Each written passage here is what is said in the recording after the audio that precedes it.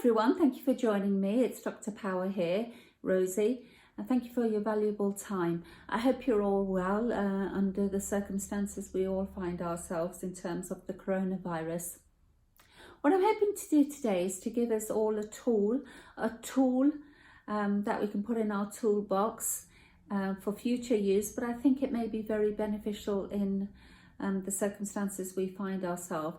And if you look at my introductory video, that's what I said I'd do. I'd do short video clips on providing tools that we could at some stage use in our life. So this tool is something to take care of the fear that we find ourselves surrounded by at the moment, quite rightly. I've also done video number 13, which looks at the benefits of being scared, and video number 15, which looks at turning the fear around. So let's now, in this video, turn that fear around. A lot of us are being crippled by what's been happening in the world. We can't do this, we can't go out, we need to do this, etc., etc. We need to all follow those rules and guidelines given to us, because the more we all act on that and the quicker we all act on it, the quicker we'll be able to take care of what's surrounding us at the moment. Now that's at a practical level. What I'm going to be looking at is how do we deal with the fear that is here. That fear is very crippling. We all need some kind of fear to actually be mindful, to do all the necessary steps that we need to take to ensure our safety. That's fine. I'm not talking about that kind of fear. I'm talking about the fear where fear starts crippling us, where we're so consumed about what might happen in 4 weeks' time that it cripples us. And the reason I'm doing this video is because I was talking to a young lady on Friday, and she was crying her eyes out. She has a lot going for her, but she was just, it was as if the world had ended for her today. Not that it might do. In her mind, the world had ended. So how can we get rid of the fear? Or what can we do? Small steps we can take. Well, do you remember when we were young? Nothing would faze us. Do you remember when we were young? We were all keen to grow up. We thought there was something magical at the end of growing up. We pretended we'd be a nurse, a doctor, whatever. We would dress up as adults, and life was going to be so great when we were going to be adults. Even if you read fairy tale books, you know, the princess marries her prince and they live happily ever after. Cut. That's where the book ends, because then reality kicks in, and I don't think the books wanted to deal with reality. And reality isn't that easy.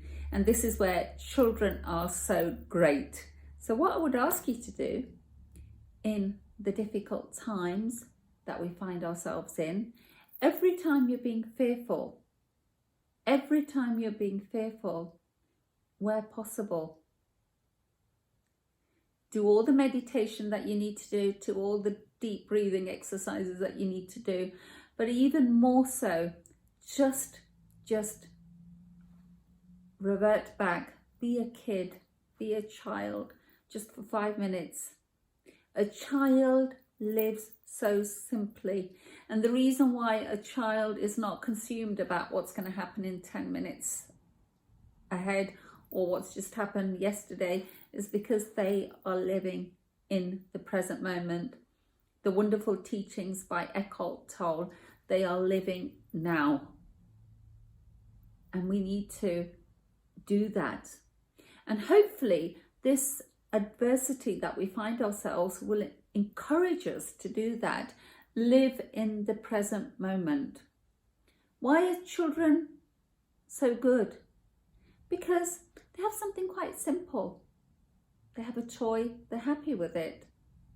They don't then need to get a bigger toy and something else. They've got that toy, it's in their hands, just like I've got this cup of tea and I'm happy with this tea.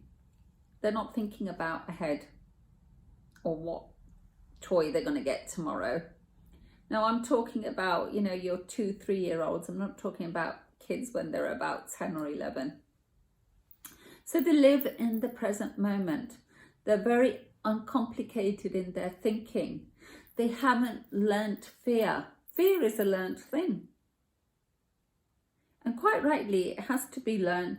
But at the same time, if you overlearn fear and become anxious, it doesn't do us any good. So that was a simple tool. Every time you're feeling frightful of what's happening in the world, which is very real, don't listen to too much on the news. Don't listen so much on the social media. Walk away from it. Be informed, but walk away from it. And then just do simple things that can keep you busy, occupied, so you haven't got a mind that starts wandering in fear. And then escape that by doing simple things that make you happy. Be a child. Instead of pretending to grow up, pretend to be a child again. Take care. If you need anything else, or if you have any comments or questions, feel free to ask them to me. I'd be happy to respond.